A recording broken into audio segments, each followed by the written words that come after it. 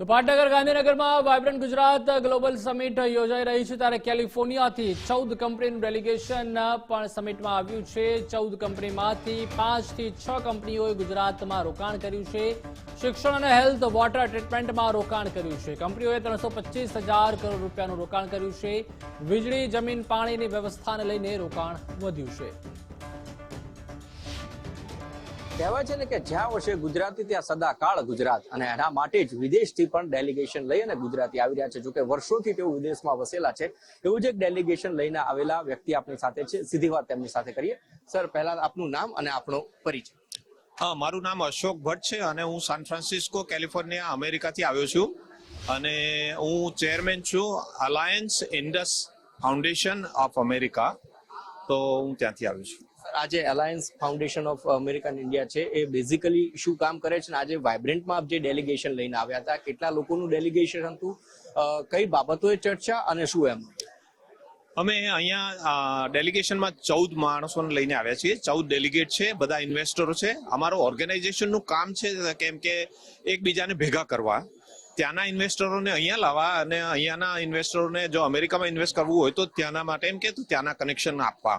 એટલે એ પ્રમાણમાં તો અમે અહીંયા 14 કંપનીઓના જુદા જુદા રિપ્રેઝેન્ટેટિવને લાવ્યા હતા અને એમાંથી 5 કંપનીઓએ એમ કે ફુલ્લી કમિટેડ એમ કે લેટર ઓફ ઇન્ટેન્ટ વાળા આપણા મુખ્યપ્રધાન ભૂપેન્દ્રભાઈને એમના હાથમાં એમ કે આપ્યા અને એમ કે ભૂપેન્દ્રભાઈ સાથે અમારી મીટિંગ સારી થઈ। 1.5 કલાક અમે એમની સાથે ટાઈમ સ્પેન્ડ કર્યો 8 તારીખે અને અમે ત્યાંથી 14મી સપ્ટેમ્બરે અમે સમિટ કર્યું હતું અને એ સમિટમાં આપણા ભૂપેન્દ્રભાઈ એમ કે વિડીયો કોન્ફરન્સિંગ ઉપર આવ્યા હતા અને મોજપુરા સાહેબ એમ કે વિડીયો કોન્ફરન્સ ઉપર આવ્યા હતા અને એ અડધા દિવસના સમિટમાં અમે બધી બહુ કંપનીઓને એમ કે બોલાવી હતી।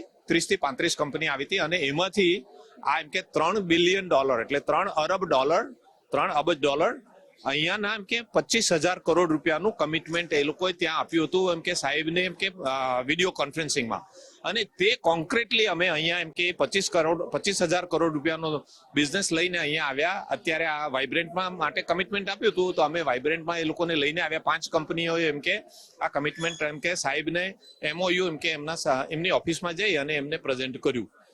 તો અમારું એમ કે વેરી શોર્ટ ટાઈમમાં $3 અરબ 25,000 કરોડ રૂપિયાનો એમ કે અમે લઈને આવ્યા અહીંયા, અને આ વર્ષે અમારો એમ કે ટાર્ગેટ છે કે $1 લાખ કરોડ રૂપિયાનો બિઝનેસ એમ કે આપણે ત્યાંથી એમ કે બિઝનેસ અહીંયા લાવવાનો એવો અમે કમિટમેન્ટ આપ્યું છે એમ કે ભૂપેન્દ્રભાઈને। જે રીતે કહેવાય ને કે વિકાસની હરણફાળ અને ચિત્તાની દોડ સાથે વિકાસ કરતો આ ભારત દેશ અને સાથે સાથે ગુજરાત એક ગ્રોથ એન્જિન, અને જે રીતે ટુરિઝમ ડેવલપ થયું છે અને સાથે સાથે અન્ય પણ ડેલિગેશનના વ્યક્તિ છે તેમની સાથે પણ વાત કરીએ। Sir, your good name and your introduction.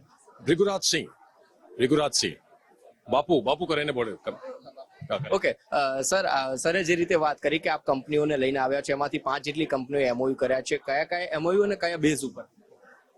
કે આમાં એનર્જી છે, સોલર આવી ગયું, હેલ્થ કેર છે, એડ્યુકેશન છે, એડ્યુકેશન સેક્ટર, વોટર ટ્રીટમેન્ટ છે।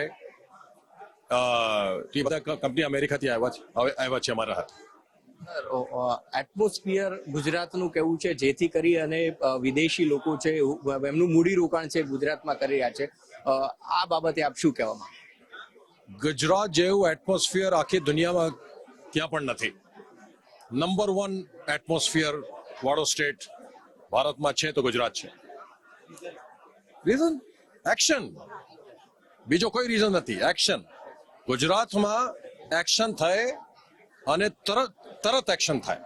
એક્શન ત્વરિત નિર્ણય છે એ મોદીજીના ન માત્ર ગુજરાતમાં કે ન માત્ર ભારતમાં પરંતુ વિશ્વમાં પણ ક્યાંક એનો ડંકો લાગી રહ્યો છે કે તરત જ ક્યાંક એમને અનુકૂળ લાગે કે આ ભારતના વિકાસમાં સખત રૂપે મદદરૂપ થઈ શકે તેમ છે, તો જેમ હમણાં ડેલિગેશનના જે સભ્ય છે એમનું કહેવું હતું કે તરત જ તમામ અધિકારીઓને બોલાવી અને સહી કરાવીને તરત જ એક્શન પ્લાન તૈયાર કરીને એના પર ઇમ્પ્લિમેન્ટ કામ ચાલુ કરી દે છે, અને એટલા માટે જ ગુજરાત એ વિદેશીઓની પહેલી પસંદ થતું નજરે પડી રહ્યું છે।